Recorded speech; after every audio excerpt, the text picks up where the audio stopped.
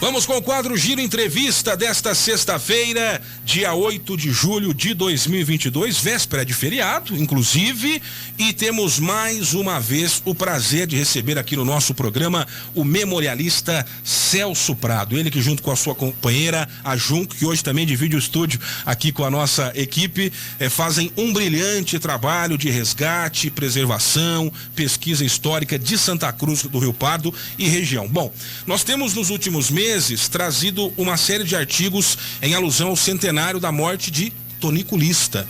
Publicações no diariocidadão.com.br, entrevistas que o Celso tem nos concedido aqui na 104 FM. Estamos, podemos dizer, no final dessa saga, deste especial, né, destes artigos sobre a temática, e nessa reta final, novas informações descobertas pelo Celso, pela Junco, serão trazidas à tona a respeito desta personagem incrível, no sentido histórico, né? Não aqui fazendo uma alusão a elogios e nem críticas, mas um personagem fundamental para a história política de Santa Cruz, que é o Tonico Lista. Hoje, por exemplo, a gente vai falar sobre o julgamento dos algozes de Tonico Lista e também sobre a ligação do coronel com o jogo do bicho. Informações novas, inéditas, inusitadas, e a partir de agora a gente vai ter mais uma aula, repito, com o Celso Prado aqui na 104 FM. Seja bem-vindo, Celso, é um prazer recebê-lo. Tudo bem? Tudo bem, Diego.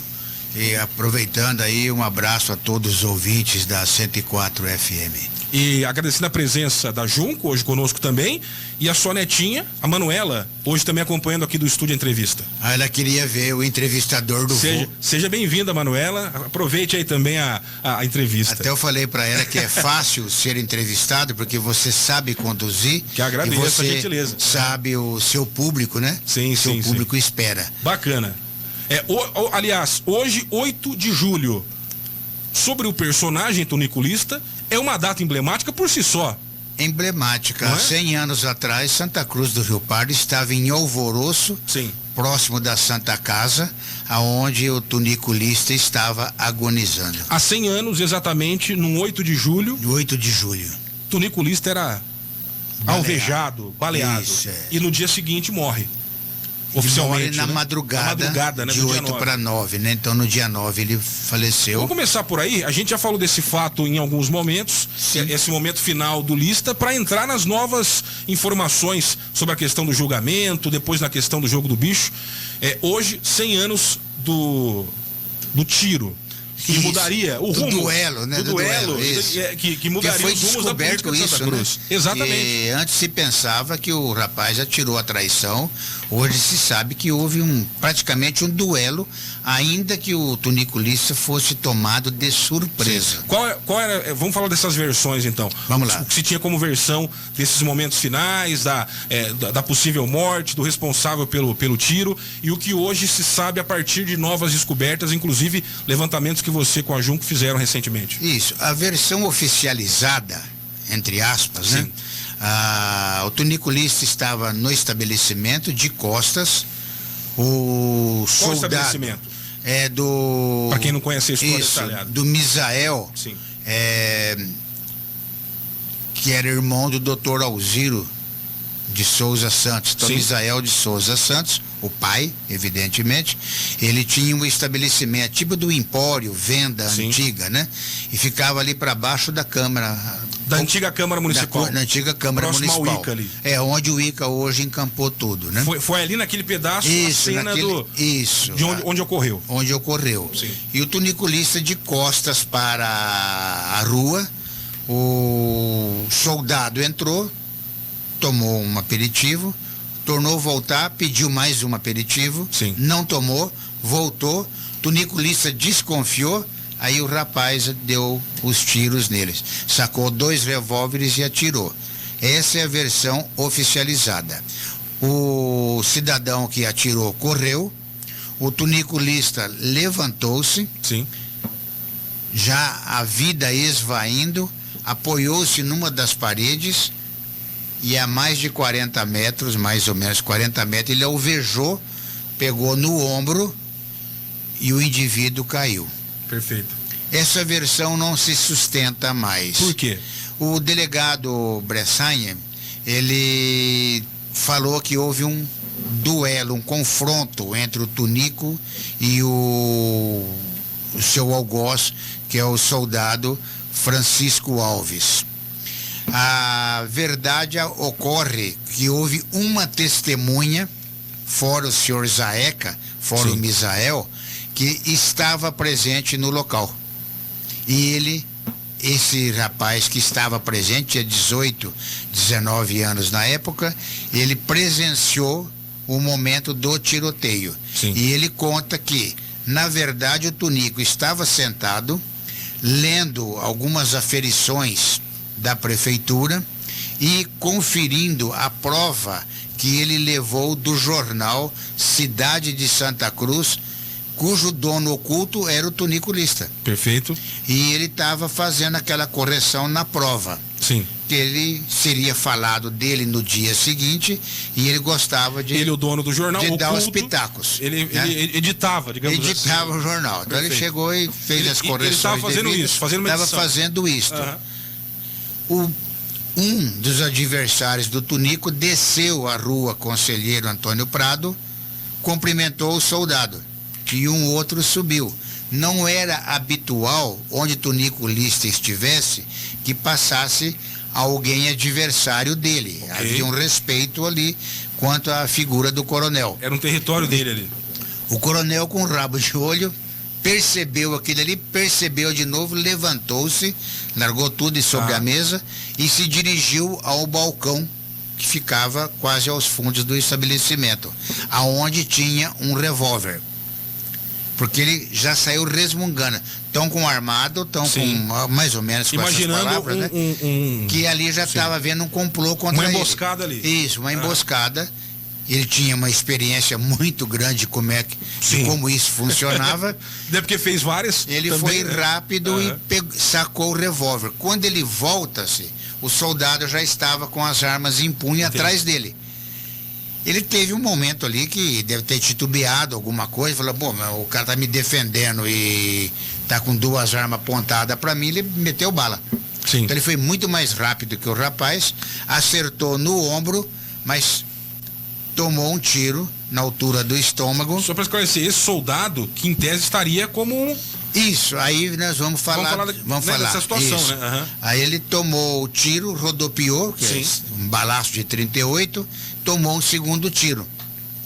E o soldado ferido correu para se colocar a salvo no batalhão da Polícia Militar, né, que hoje chamamos Polícia Militar, era Força Pública, que ficava ali onde hoje é a Associação Comercial.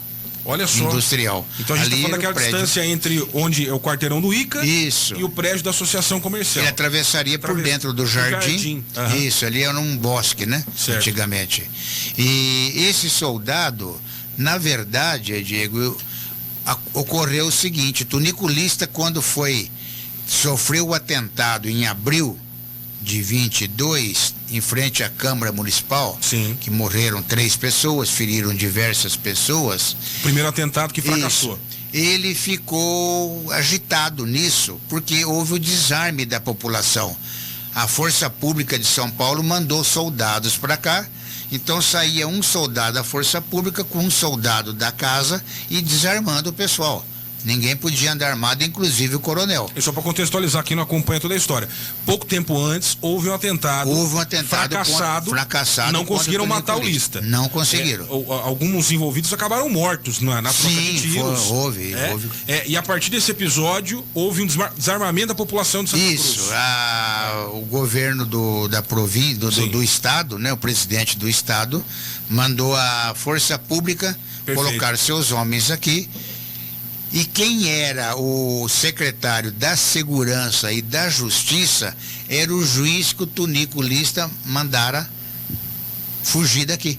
Foi tocado da cidade. Foi tocado da cidade. Sim. Então, quando o Tunico percebeu que os seus algozes tinham o poder de matá-lo, ele se socorreu ao secretário. Perfeito. E aí se imagina a vergonha do coronel, a situação humilhante dele ter que pedir proteção Sim. para aquele que um dia tocou de Santa Cruz do Rio Pardo. Ele mandou para fora um juiz que saiu Isso. A toque de caixa. toque de caixa. Exato. Ao ser alvo do primeiro atentado, percebendo que a situação estava complicada, ele pede auxílio, segurança. Exatamente. E quem deveria fornecer? O tal do juiz, que ele enxou toda a cidade. Isso, autorizava, né, a exatamente. O segurança. doutor Cardoso.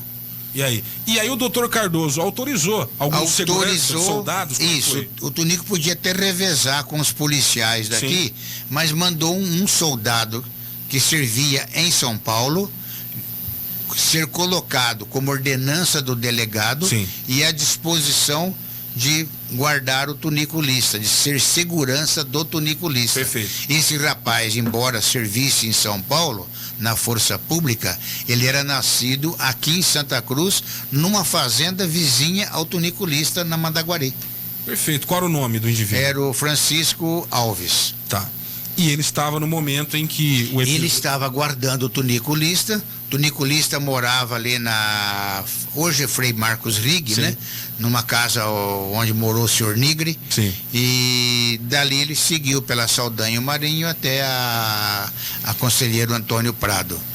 E o rapaz já estava com a finalidade de executá-lo. Sim. Já era amando disso, já era. Veio para ser o seu segurança, isso, mas com a finalidade de executá-lo. É isso, ele acertou com as ordens dadas em São Paulo e com os adversários do Lista aqui em São Paulo. Bom, esse segundo e de fato culminante, né? Atentado no dia 8 de julho de 1922. Isso. Há exatos 100 anos. 100 anos. E na madrugada do dia 9, o Lista ainda foi socorrido com destino à capital, é isso, com né? Com destino à capital, morreu ali próximo a São Roque, na estação Pantojo. E na madrugada do dia 9 acaba morrendo o coronel Antônio Evangelista da Silva, exato, coronel tuniculista. A gente já fez várias entrevistas sobre essa personagem, vários textos publicados também no nosso site, mas é sempre bom frisar, né? Fala-se na figura do Lista como indispensável para entender a história política de Santa Cruz e que a sua morte também muda os rumos da política local. Você concorda com essas afirmações e por quê, Celso? Bom, o senhor Lindolfo Assis, ele, avô do nosso doutor Otacílio, sim, ele escreve muito bem o episódio que antecede, inclusive, a ida do tuniculista se socorrer-se junto ao secretário da Segurança Pública e da Justiça. Sim. Então isso daí é documentado. O tuniculista foi realmente.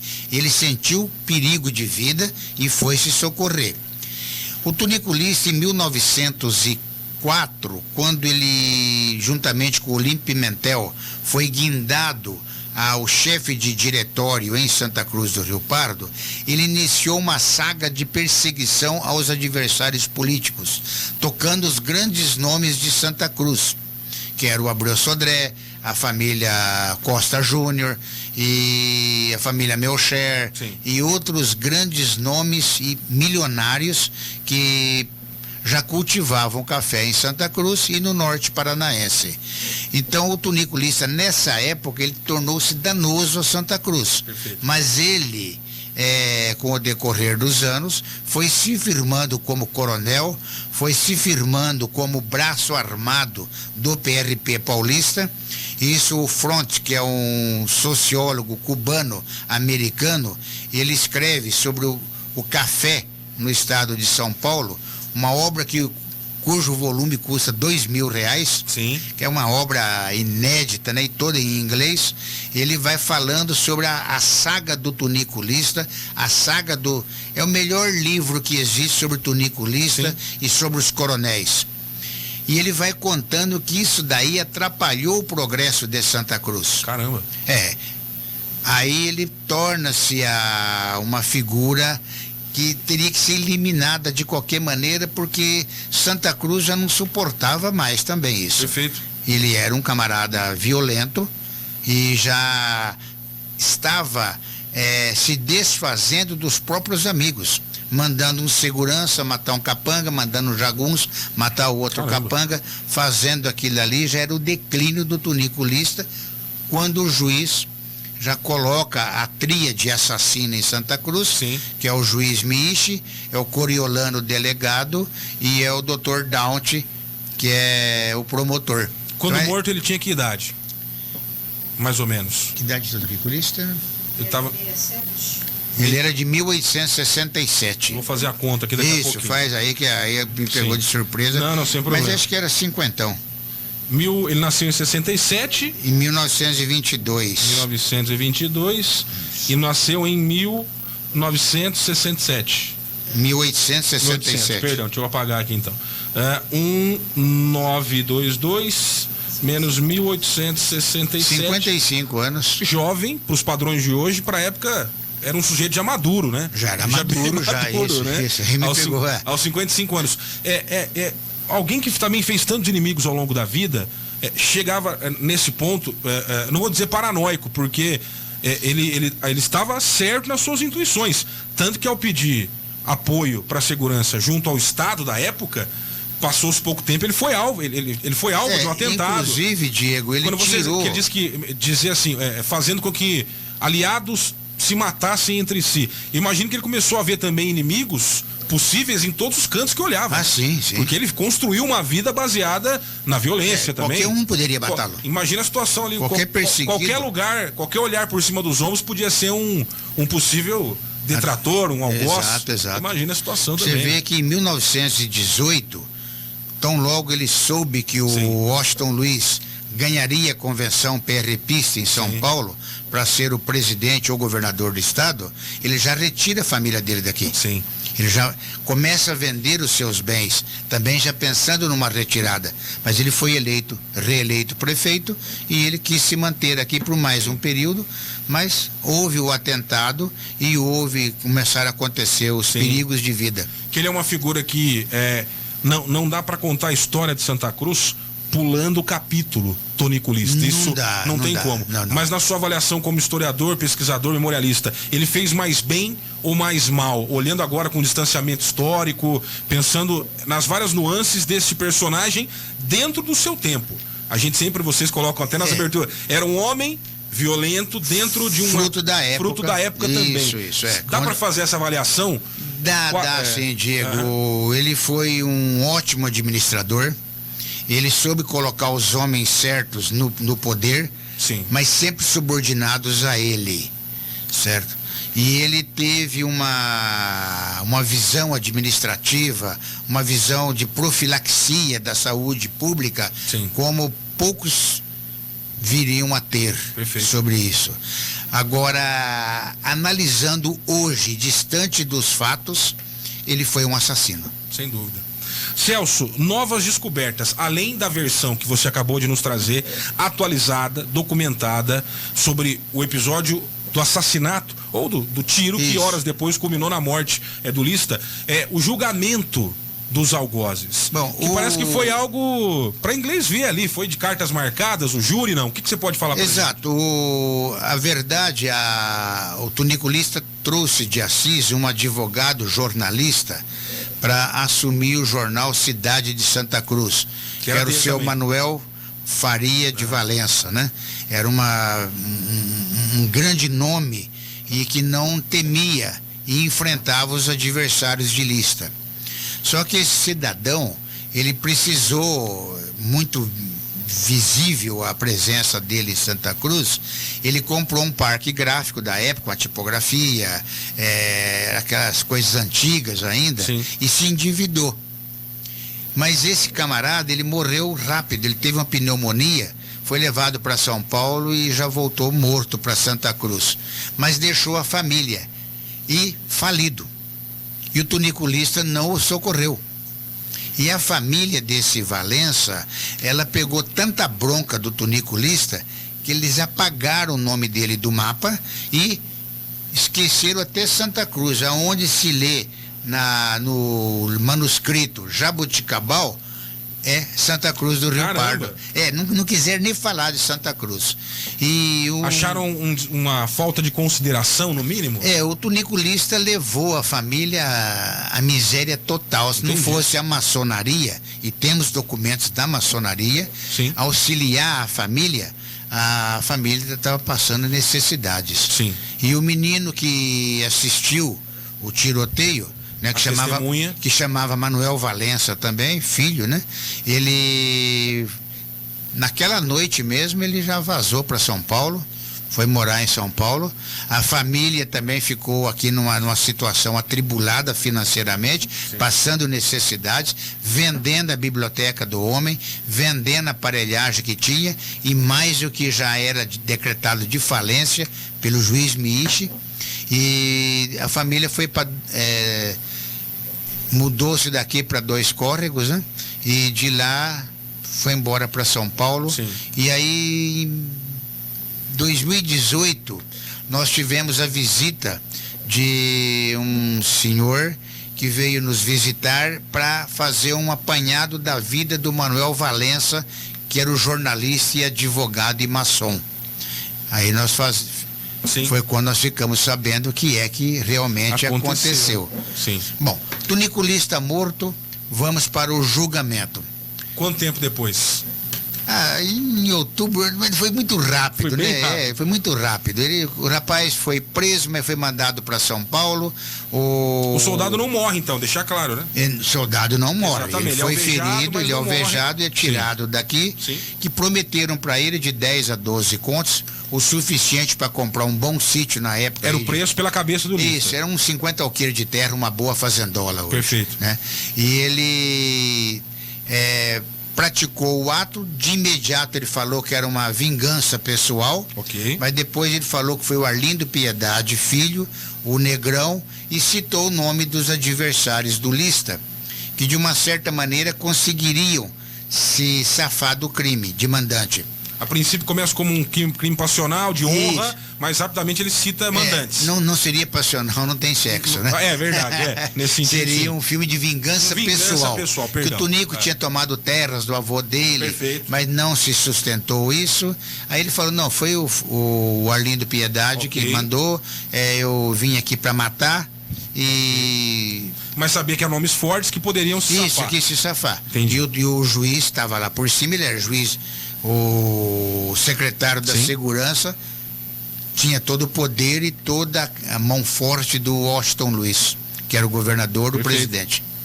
Aí marcaram o julgamento, começou o julgamento à noite, no mês de novembro de 1922, terminou na madrugada sob aplausos. Então o tuniculista saiu grande culpado no julgamento. A vítima tornou-se culpada, que ele fez isso, ele fez aquilo, mandou matar fulano, mandou matar fulano, foram juntando tudo aquilo ali que já tinham construído no processo. E o assassino foi inocentado. Isso. E a turma começaram a descobrir que o tuniculista era realmente o culpado da própria morte. E o soldado, tão logo foi absolvido, sim, né, que é magnicida, quer dizer, ele queria matar alguém importante, quer dizer, então um negócio mais ou menos assim. E o senhor Lindolfo de Assis, Lindolfo Ferdinando de Assis, avô do nosso doutor Otacílio, certo? Ele escreve também sobre isso e conta toda a tramóia que houve no julgamento, ou trama, vamos colocar mais suave, né? Houve uma trama ali para absolver o rapaz. Tão logo absolvido, já foram dando dinheiro, inclusive deram 2 contos a mais. De lambuja? De lambuja. Caramba. Aí, até o senhor Lindolfo coloca, como é que iam arrumar toda essa dinheirama às 6 horas da manhã? Numa cidade igual Santa Cruz. Estava tudo já acertado. Não cumpre pena alguma. Isso. Sai pela porta da frente do fora. Entre a porta da frente, né? Isso, exatamente. Isso. Teria que sair pela porta da frente mesmo. Exatamente. Né? E ele pegou o dinheiro, foi embora para São Paulo e veio morrer 10 anos depois. A partir do julgamento em que o algoz é inocentado, há um movimento de apagar a figura do tuniculista da história de Santa Cruz? Houve sim, Diego. Isso daí vai fazer parte de um futuro documento nosso, sim, que em 1935 louva-se os anos de terror de tuniculista. É um jornal pró-Abreu Sodré, sim, que conta toda a grandeza que Sodré fez em Santa Cruz, entre aspas, okay, certo? Que também foi praticamente um violento na política santacruzense, mas o jornal começa a escrever com grandes nomes de Santa Cruz dos anos 30, colocando os anos de terror e o naufrágio de Santa Cruz graças ao tuniculista. Do julgamento, há algum detalhe ainda curioso, uma informação que vocês levantaram mais recentemente? O que a gente pode falar ainda sobre o julgamento? Bom, o julgamento foram cartas marcadas. Teve testemunhas? Teve testemunhas contra o tuniculista. Perfeito. E o júri também, todos que participaram do júri, e no Jornal do Cidadão aí nós vamos mostrar quem são eles. Os jurados? Os jurados. Interessante. Todos eles são contra o tuniculista. Não Sim. tem um ali que pudesse ser. Todos eram inimigos. Um era líder político, o outro era perseguido pelo tunico. Todos e a defesa eles... do Lista, como Isso. foi?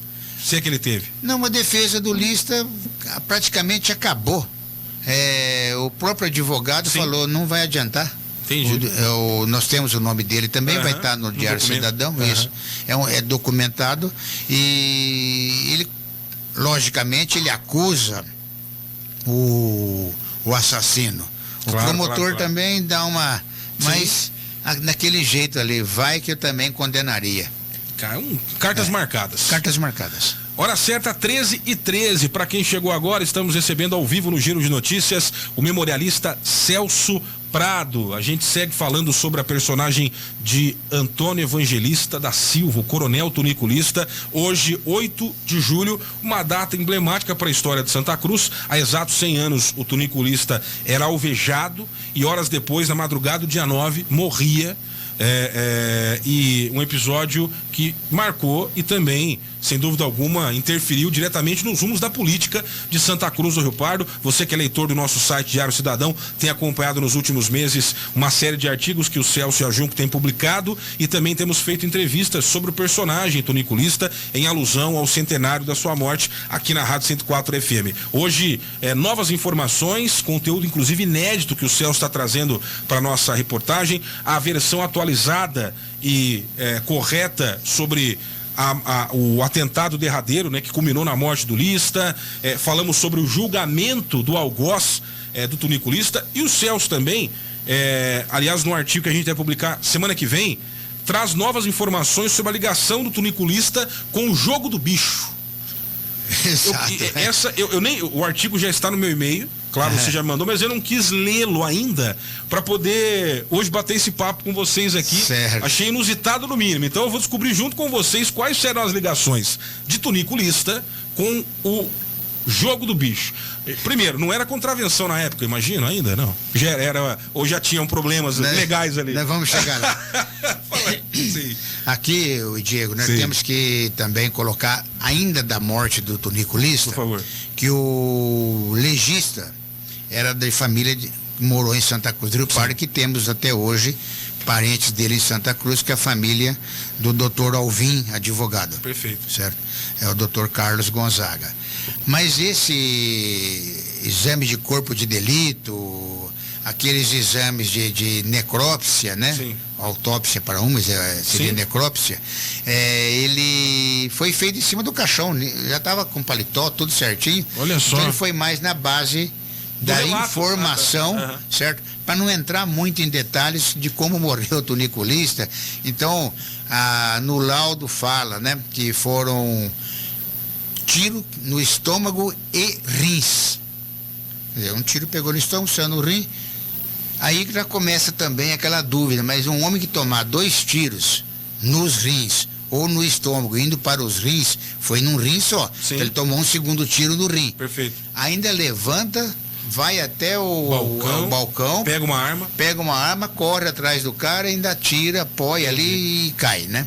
Então, Por você ver que a história oficializada é fantasia. Sim. E o seu Zaeca, que seria a segunda testemunha, né, que é o Misael, ele fala que naquele momento ele não estava no estabelecimento. Ele estava no fundo acudindo uma coisa qualquer. Ou seja, sua atenção não estava pro fato. E ele não viu. Não viu, então né? Só quem viu foi esse rapaz. Mas é interessante, essa questão do laudo. Isso. Ela justamente contrapõe essa versão que até outro dia era oficializada. Exatamente. Para pessoa, Mas... se ele estivesse ali despreparado, totalmente desprevenido e tomasse esses 2 tiros, teria condições de ir para aí depois ir para trás do balcão? Os especialistas consultados falaram que não teria condições. Não teria. Tanto é que o rapaz que a 40 metros, na versão oficializada, toma o tiro no ombro, ele cai e não levanta. Como é que o Tunico tomaria 2 e conseguiria dar a volta no balcão para depois pegar o 38? Então, calibrado na força pública. Ele já estaria atrás do balcão pegando a arma quando recebe o tiro. Isso, é a versão mais correta que você trouxe. Seria, essa do Valença é a mais correta. Perfeito. Bom, mas o jogo do bicho. Então vamos lá. Sepultar o tuniculista, né? Sepultado está. Lá no Araçá, em São Paulo. Tá lá, inclusive. Tem, é bem identificado? Não tem nada, uma sepultura pomposa. Eles venderam o mausoléu. Foi vendido o mausoléu pela família. Não há mais. Perfeito. Mas nós temos aí onde foi, tudo certinho, e estamos já obtendo os documentos finais do local. Sim. Né?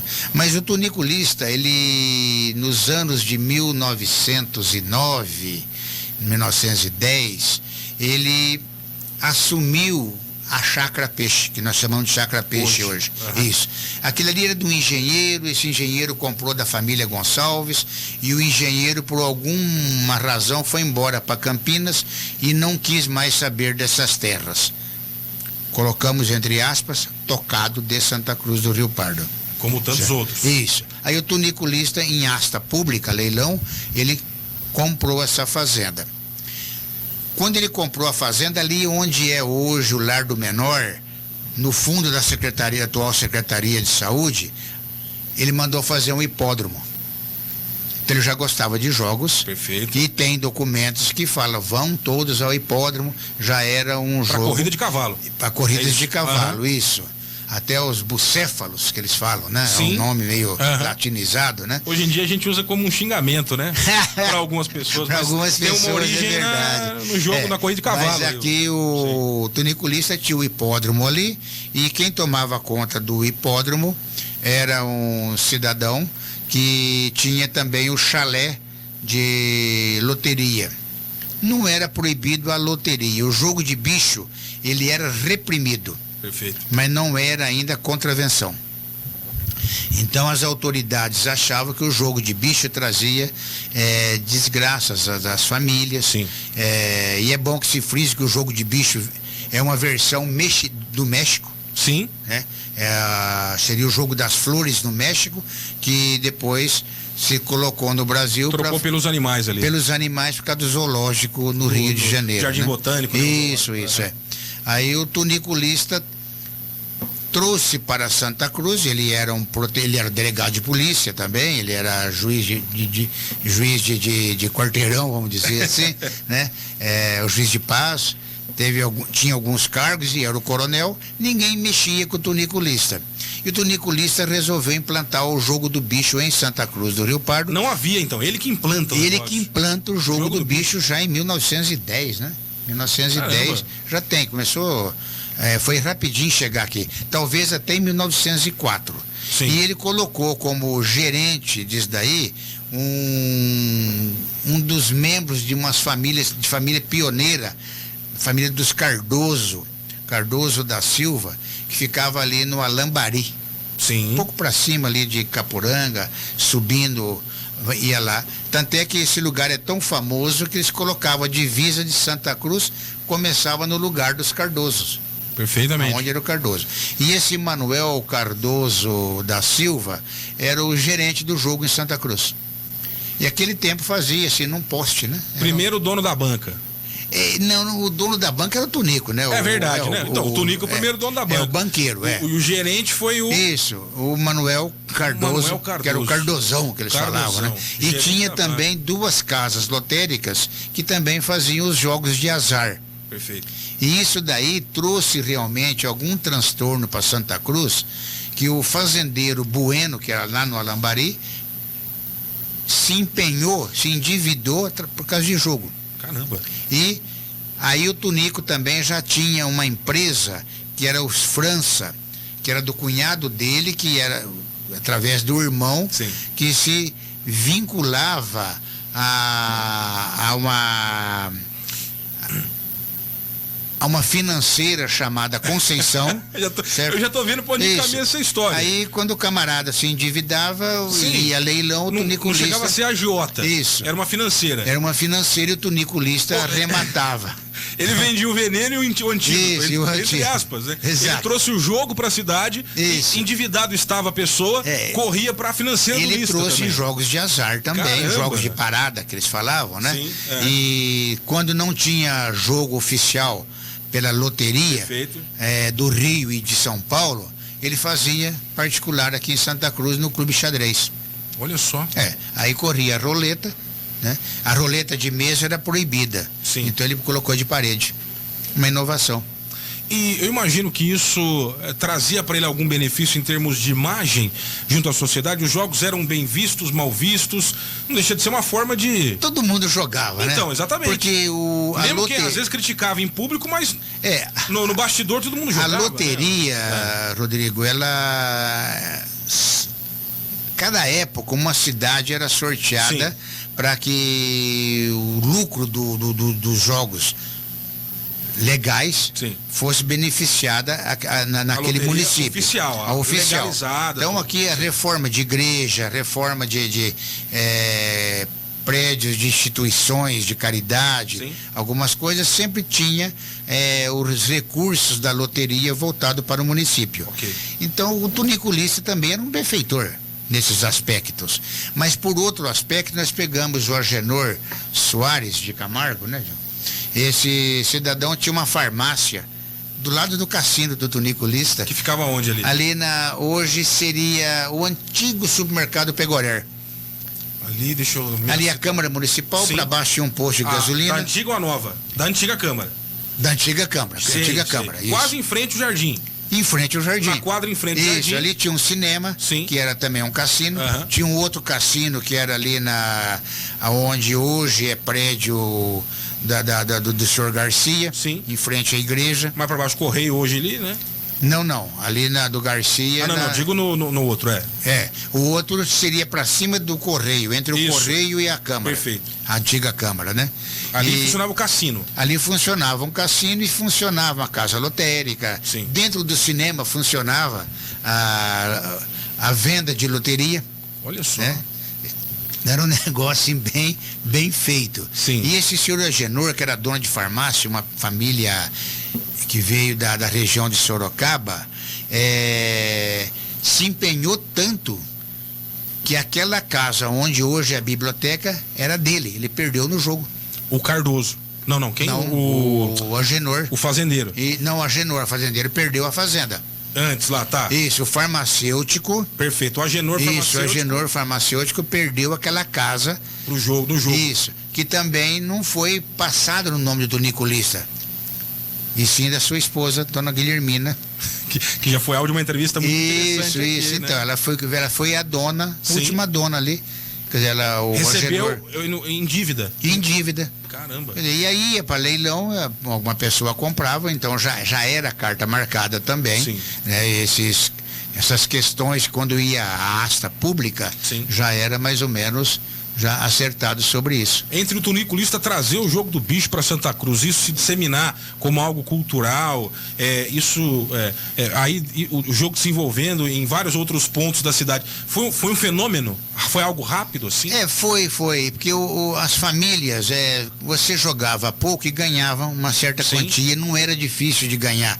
Jogava no grupo, eu não sei como é que funciona o jogo, mas a turma falava, pelo menos está escrito em documentos, né?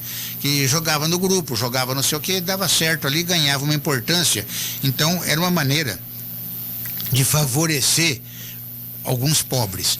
Outros que eram os anotadores, né? Do jogo do bicho. Então qualquer poste servia, não precisava de escritório, não precisava nada. A pessoa encostava, escrevia ali e já fechava o jogo, mandava lá pro Cardozão Sim. Né? E se alguém ganhasse, mas era difícil ganhar, né? Sim. Jogar uma milhar seca, sei lá se é seca, molhada, mas... E a banca era o do lista, ele que pagava o prêmio. Pagava, recebia ele tinha as condições. apostas e pagava o prêmio. Então ele ganhava mais do que... Óbvio. Agora, o jogo também, ele endividava famílias. Aí levava a outros vícios, né? Inclusive suicídios. Ah, é mesmo? Tem relatos? Já tem relatos, nós estamos já levantando Sim. esses relatos. As famílias querem preservar esse aspecto, Perfeito. mas nós temos as consequências do jogo do bicho. Eu não defendo e nem condeno o jogo do bicho, porque eu não entendo realmente o jogo de bicho.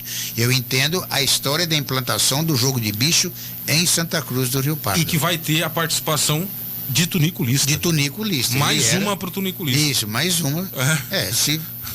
Então contam ali, alguns relatos dizem que pessoas ganharam dele uma chácara, esse Manuel mesmo, ganhou uma chácara ali na Rio Branco, entre a Rio Branco e o Rio Pardo, né? Sim. Já vindo fazer divisa ali onde seria o Náutico hoje. Perfeito. Então, aquele pedaço. Então, para esse cara foi lucrativo. Sem dúvida. Né? E se a pessoa para esse cidadão, vamos dizer, entregasse, perdesse tudo pro jogo, ainda corria para a financeira do Tunico Lista. Poderia correr para a financeira do França. Do França. Que era cunhado do Tunico Lista. Devia ter o Lista como que buscava no irmão dele, que era uma financeira em Santos. Sim. Aliás, quando a gente fez a entrevista sobre a dona Guilhermina, você falou dos negócios que ela tinha também. Era uma mulher à frente do seu tempo em vários aspectos. Sim. Nessa questão do jogo, ela tinha alguma parceria, algum negócio? Isso não tem como afirmar essa ligação? O que eu posso afirmar é que a casa do Agenor foi passada em nome dela. Foi para ela. Não foi pro Tunico Lista. Sim. Não foi pro Cardozão. Foi para dona Guilhermina. Foi para dona Guilhermina. E no inventário dela, já após óbito, em 1932, pode ser inventário após óbito, né? A casa ainda está no nome dela. Já tinha vendido uma parte pro lado de baixo, né, para a família Rios, mas aonde é a biblioteca... Atualmente a biblioteca municipal é esse prédio que a gente está falando. É esse prédio, era uma big de uma casa na época, né? Sem dúvida. E ainda hoje são uma arquitetura com lindos traços. Imagina se a época... Tanto é que a prefeitura fez aquisição e está conservando aquele ali. Muito interessante. 13h28, Celso Prado, muito legal. Eu quero abrir espaço para o WhatsApp. Tem muitas perguntas, opiniões aqui. E na medida do possível a gente vai... trazer para o Celso, né? Poder responder, dirimir dúvidas ou apenas trazer a opinião da galera. Quem mandou mensagem pra gente, por exemplo, é o nosso amigo Patrick Arada. Mandou aqui, ó. Bom dia, cadê? Deixa eu ver. Boa tarde a todos. Diego, mais uma grande entrevista com o nosso professor historiador Celso Prado. Esse enredo do Tunico daria um ótimo filme, hein? Uma trilogia, lanço a ideia. Aliás, Patrick, já falaram aqui, filme, série pro Netflix. Houve até um papo da dona Guilhermina na outra entrevista, peça de teatro, não sei como é que tá a história. Exato. Sem dúvida alguma é uma história impressionante. Quem mais está participando aqui no WhatsApp? 99772-6104. Nosso amigo André Santos. Nos tempos do Tunico Lista, ele se compararia a quem?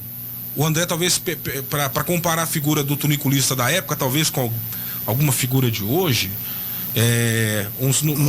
nos tempos de hoje, Tunico Lista se compararia a quem? É a pergunta do André. Acho que é o PC Farias. Olha só, é uma bela comparação. Aliás, o patrão do PC Farias. Exatamente. Que eu não posso falar o nome, infelizmente, que aí dá processo. Pode dar processo. Boa, Celso. Boa tarde, Diego. O Celso é um monstro sagrado, uma pessoa que merece mais reconhecimento dos santacruzenses. Muito bom conhecer a história de nossa cidade. Mensagem do Renatão, beleza? Celso também aqui, ó. Boa tarde, estamos mandando um abraço pro Celso e pra Junco. É o Paulão, compadre Paulão, a Andressa Nicolini e a Edna também, a família toda ligada aqui no programa. Aliás, vocês participaram de um projeto lá na escola com a professora Andressa, não foi? Isso, fomos. Um beijão pro compadre Paulão, toda a sua família. Estão ligados no programa. Eu amo esse cara de montão, meu. Legal, nós amamos. Amamos. Paulão ele é o monstro sagrado daqui de Santa Cruz, do rei da comunicação. É isso, é a fera. E boa tarde para vocês da 104.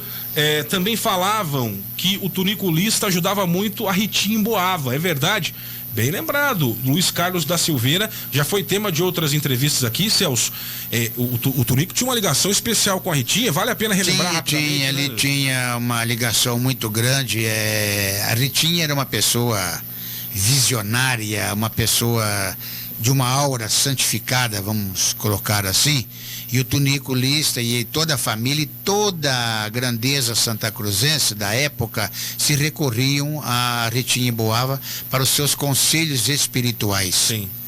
Ela tinha um dom de uma pessoa daquela maneira, nunca questionava a sua doença e ainda praticava a caridade, distribuindo os bens que ganhavam com os leprosos que ficavam no acampamento. Sim. Ali é onde é a chácara do Ribeirão dos Pires. E há o episódio em que ela expulsa, entre aspas, e volta em carro aberto, trazida pelo Tunico, né? Exato. A Cruz Vermelha, quando se sabia de uma pessoa com Hansen, na época era internamento compulsório e não saía mais. É o que chamava de lepra, que é um termo hoje que era lepra, desuso, mas... morféia, sim, né? Uhum. Então, quando a Cruz Vermelha se instalou ali, naquele prédio abaixo da casa paroquial, aqui em Santa sim. Cruz, ali no centro, descobriram que a poucos metros dali tinha uma hanseniana. Sim. Então mandaram buscá-la.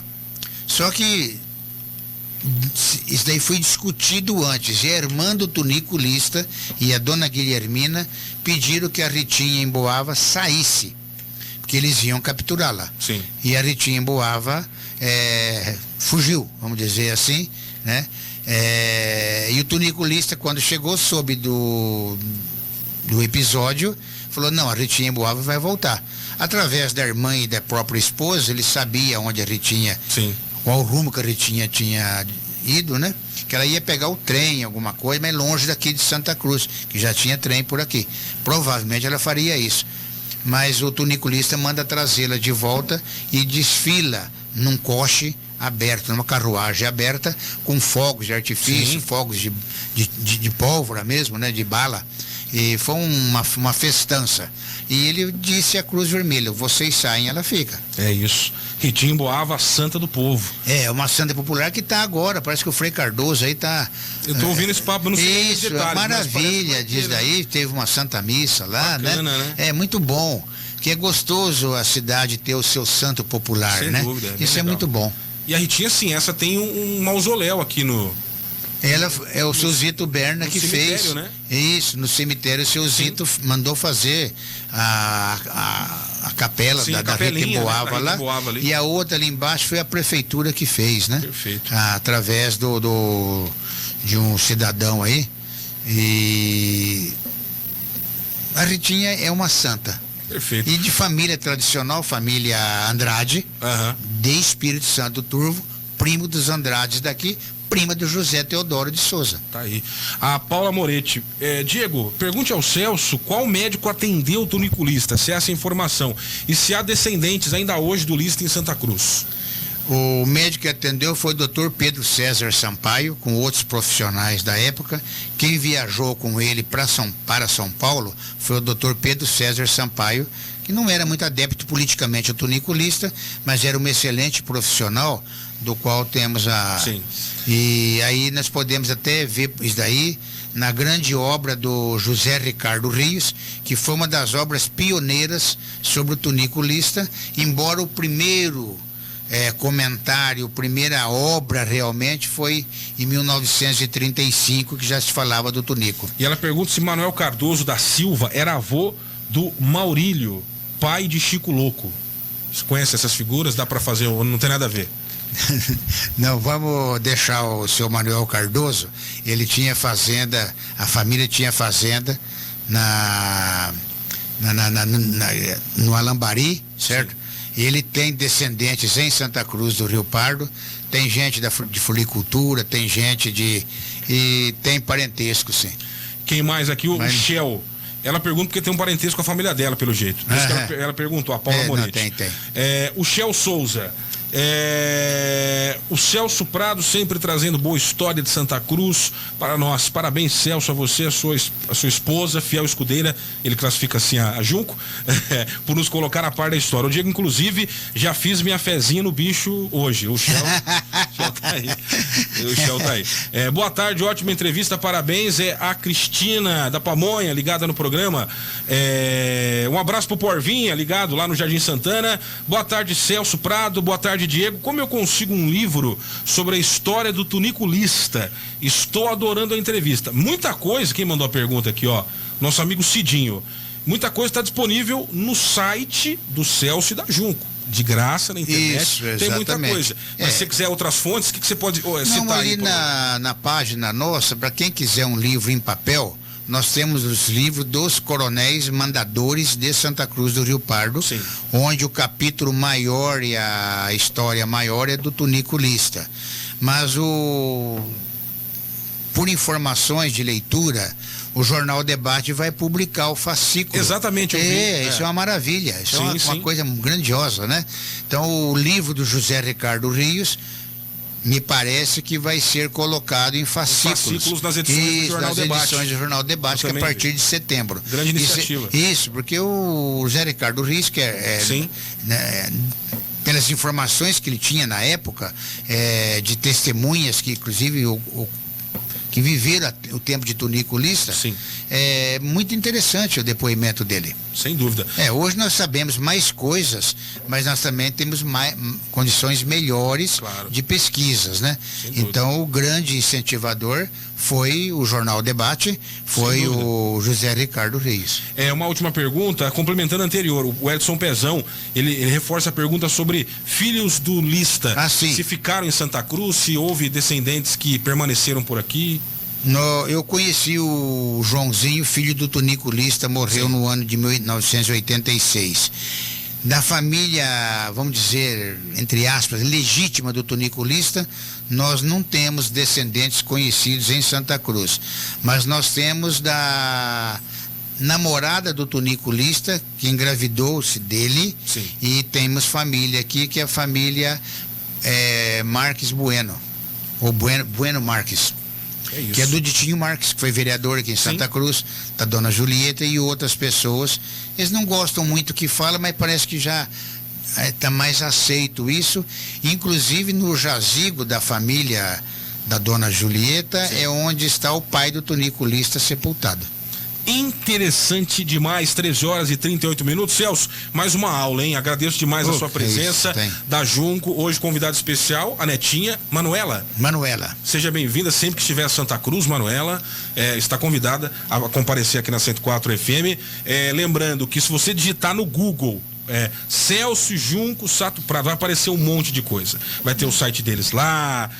Se você quiser também acessar o nosso site, puxando sardinha, diariocidadão.com.br. Ali tem a referência nossa. Exato, você vai falar, vai certinho lá. Você pode chegar ao conteúdo do Celso da Junco pelo diariocidadão.com.br. Tem lá na coluna, tem lá no setor colunistas, né? Isso. E todos os artigos que eles publicam pro Diário Cidadão e acesso aos sites, conteúdos diversos sobre Santa Cruz, a região, diariocidadão.com.br. Também é um caminho. Se quiser comprar o livro, eu não recomendo comprar, porque está de graça. Está de graça lá na internet também? Tem pessoa que gosta de folhear papel. Ali tem o endereço também. Perfeito. Certo? Celso, mais algum recado, uma informação? Fique à vontade, meu amigo. Eu quero agradecer à Prefeitura Municipal, ao Paulinho Eduardo Carvalho, que é o presidente da Comissão de Resgate Histórico de Santa Cruz, e essa comissão, da qual o Junco e eu fazemos parte, né? Tem buscado o resgate da história de Santa Cruz do Rio Pardo desde as suas origens. Bacana. Desde o primeiro documento que nós temos sobre Santa Cruz do Rio Pardo. Então eu quero agradecer ao prefeito que nos deu esse apoio, à chefia de gabinete e especialmente ao Paulinho, que é o nosso chefe, o nosso presidente da comissão. E de quebra canta muito, hein? E de quebra canta muito, né?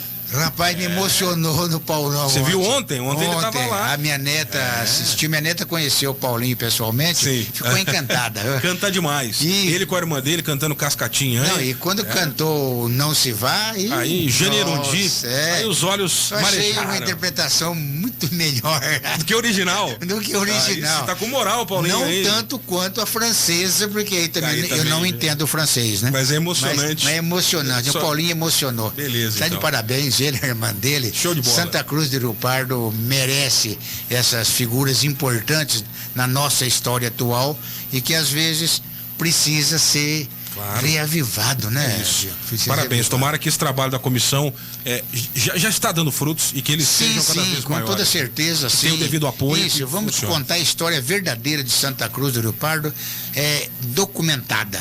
Certo? E o importante, Diego, é você ter os documentos.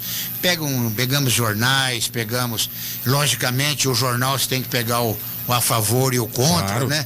Para poder sair uma linha certa. E à medida que as tradições, as memórias nos são trazidas, nós vamos buscar em documentos. Sem dúvida. Então a pessoa fala, fulano de tal fez isso. Vamos encontrar documentos, procurar documentos. E graças a Deus temos encontrado, temos aí a participação de muitas pessoas que nos trazem fotografias, nos mostram documentos, certidões, é coisa incrível. Que legal. Muito sucesso para vocês. Obrigado pelo trabalho importante E eu que você e a agradeço, Junta Santa realizam. Cruz é maravilhosa, Contem sempre com a rádio. Tamo a junto. Rádio 104 é grandiosa tamo nisso. E muito obrigado, viu, Diego? Obrigado, Eu que agradeço Celso. de Obrigado, coração, Junco. viu? Manuela, obrigado, viu? Até mais. Vamos para um rápido intervalo. Voltamos em instantes com o Jornal